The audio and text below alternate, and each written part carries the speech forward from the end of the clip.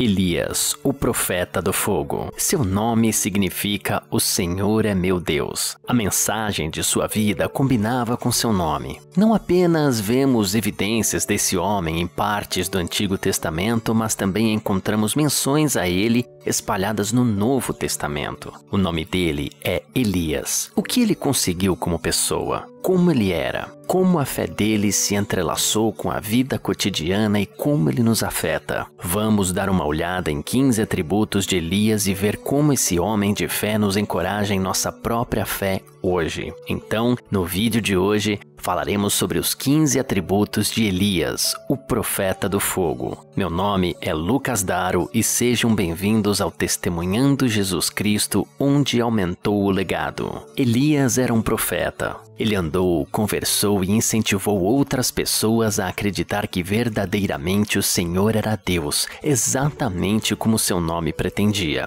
Como profeta, ele compartilhou com firmeza a mensagem e as evidências de Deus. Frequentemente, ambos eram atacados. Às vezes, no entanto, as pessoas deixaram de seguir falsos deuses e viraram profundamente em adoração ao Senhor. Elias chegou perto de todo o povo e disse: "Por quanto tempo vocês vacilarão entre os dois lados? Se o Senhor é Deus, siga-no. Se for Baal, siga-no." As pessoas não disseram uma palavra. Vez após vez nas Escrituras vemos pessoas inclinando seus ouvidos para o Todo-Poderoso. Inclua Elias nesta lista. Chame-o de homem que ouviu Deus. Veja que o anjo do Senhor disse a ele: "Levanta-te, sobe para te encontrares com mensageiros do rei de Samaria e diz-lhes: porventura não há Deus em Israel para irem consultar a Baal-zeb, Deus de Ecrom?" Depois veio a ele a palavra do Senhor. Ele entrou numa caverna e passou ali a noite. Eis que a palavra do Senhor veio a ele e lhe disse: "Que fazes aqui, Elias?" E o Senhor ouviu a voz de Elias e a alma do menino tornou a entrar nele. Viveu, no caso desse versículo, Deus ouviu Elias. Mas claro,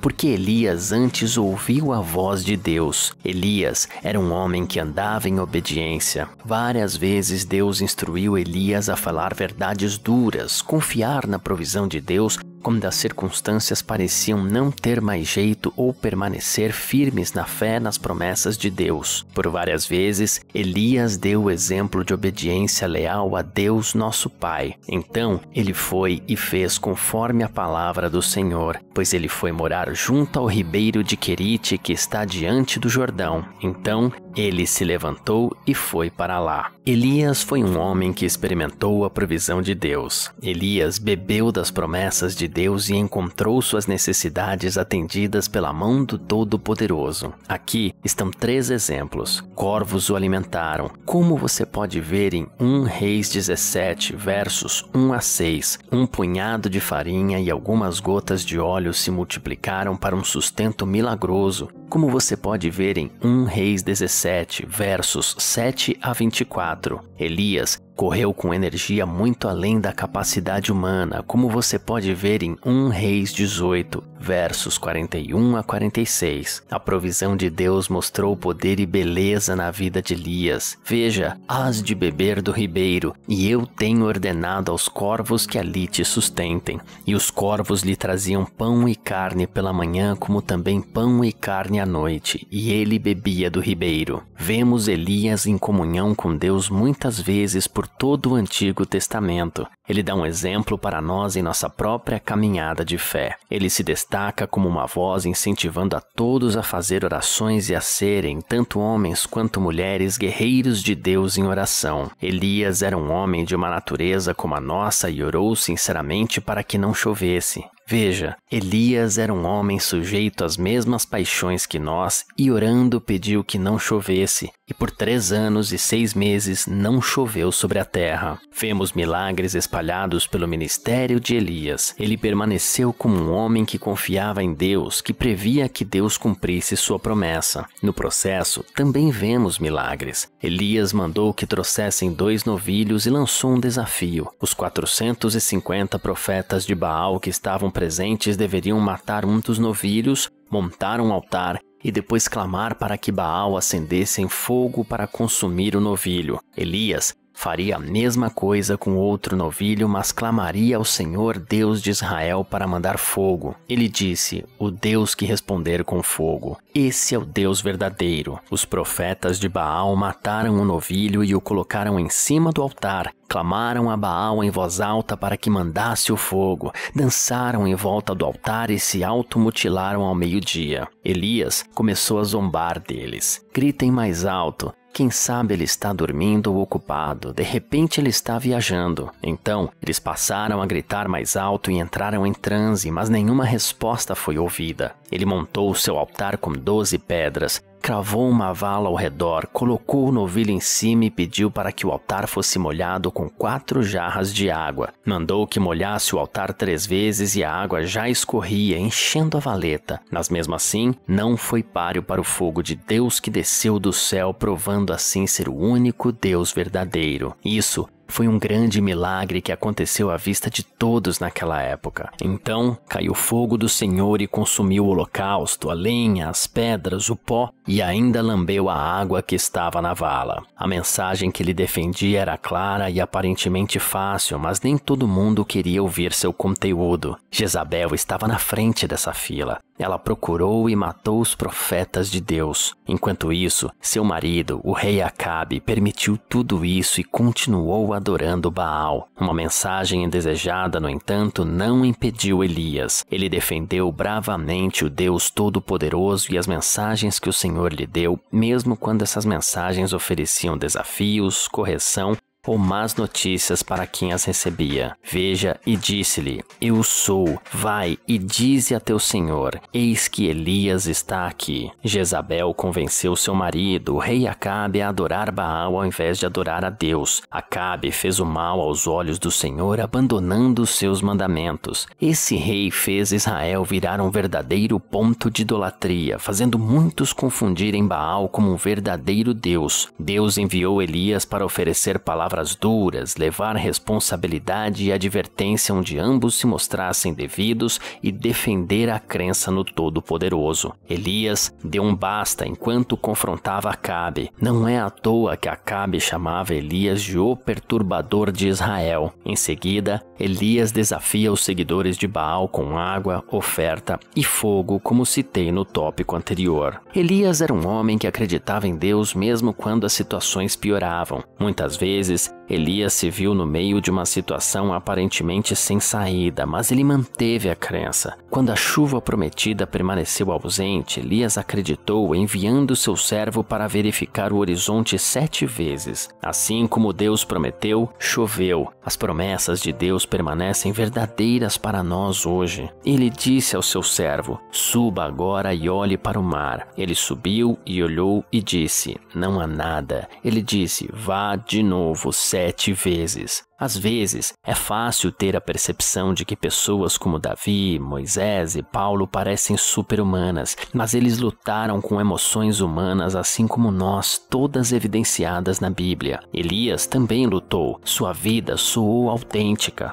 O homem que permaneceu em sólida obediência também teve medo. Ao longo de 1 Reis, capítulo 19, vemos Elias fugindo com medo quando ouviu a mensagem de Jezabel. Ele se levantou e correu para salvar sua vida, chegando em Berseba, que pertence a Judá, e deixou seu servo lá. Mas também vemos Deus. Quando Elias se volta para o Senhor, a cena muda. O medo que estava arranhando Elias se dissolve. Então sim, Elias ficou com medo, mas ele também encontrou coragem através de Deus. Elias enfrentou desânimo e depressão. Quando leio o relato de 1 Reis, verso 19, de Elias fugindo das garras de Jezabel, respiro um suspiro de alívio. O suspiro não vem pelo fato de Elias ter fugido de Jezabel e dela lançar suas ameaças malignas em seu caminho. Afinal, quem aceita gentilmente as ameaças de um assassino? Elias era humano.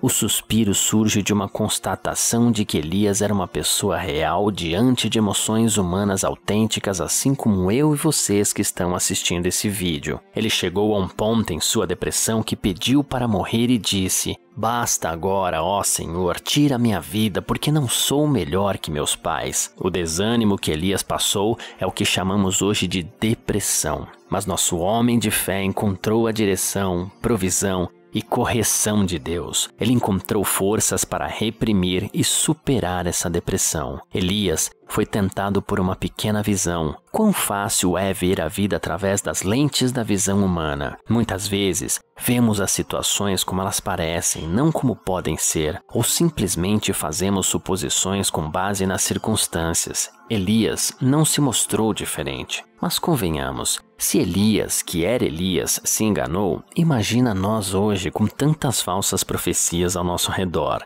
Elias, pela emoção, garantiu que ele era o único seguidor de Deus que restava e que todo mundo havia caído na adoração ao falso deus Baal. Isso se mostrou longe da verdade. Como você pode ver em 1 Reis, capítulo 19, verso 18, vemos menção de 7.000 israelitas que se recusaram a dobrar os joelhos para Baal. Elias não estava sozinho como ele supunha. Elias foi levado ao céu. Em um momento, ele andou nesta terra. No outro, foi levado para o céu. Elias, seu sucessor, assistiu tudo de camarote. Muitas vezes me pergunto que sensação Eliseu teve naquele momento. Veja, e sucedeu que indo eles andando e falando, eis que uma carruagem de fogo com cavalos de fogo os separou um do outro, e Elias subiu ao céu num redemoinho. Mas aí você pode se perguntar, ele subiu em um redemoinho? Como assim? Sabemos que redemoinho é rotativo em espiral da água e do vento, e como não existiam muitas palavras na época,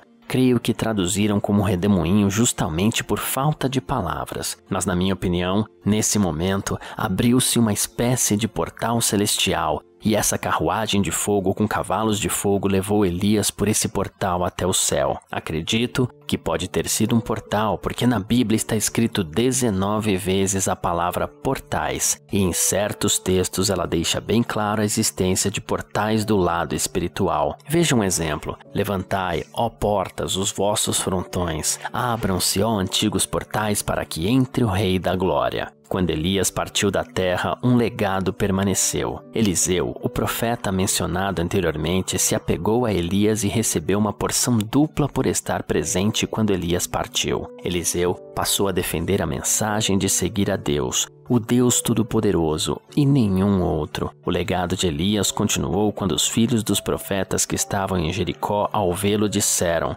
o espírito de Elias repousa sobre Eliseu. Eles vieram encontrá-lo e se curvaram no chão diante dele. Imagine a vista. Elias de pé ao lado de Moisés e os dois conversando com Jesus. Imagine quão gloriosa foi a visão de Pedro, Tiago e João ao testemunhar essa maravilha espiritual. Lembrando que Jesus estava prestes a experimentar as zombarias de muitos, a dor da crucificação. Os três juntos, Moisés, Elias e Jesus, representaram o cumprimento da promessa de salvação. Moisés simbolizou a lei, Elias representou os profetas e aconteceu a restauração de todas as coisas. Sabemos que Jesus cumpriu a promessa da salvação perfeitamente, sendo assim a lei e os profetas testificam o Filho de Deus na terra, Jesus, nosso Senhor e Salvador. Espero que você tenha se inspirado com a incrível história de Elias e como ele enfrentou desafios, medos e incertezas, mas sempre encontrou força e coragem em Deus. Sua jornada nos ensina que mesmo nos momentos mais difíceis podemos contar com a presença divina para nos guiar e sustentar. Se Elias pode superar seus obstáculos, nós também podemos. Lembre-se, não estamos sozinhos nesta caminhada. Se você gostou deste vídeo, deixe seu like, inscreva-se no canal e ative as notificações para não perder os próximos conteúdos. Compartilhe suas reflexões nos comentários. Que Deus abençoe você e até a próxima.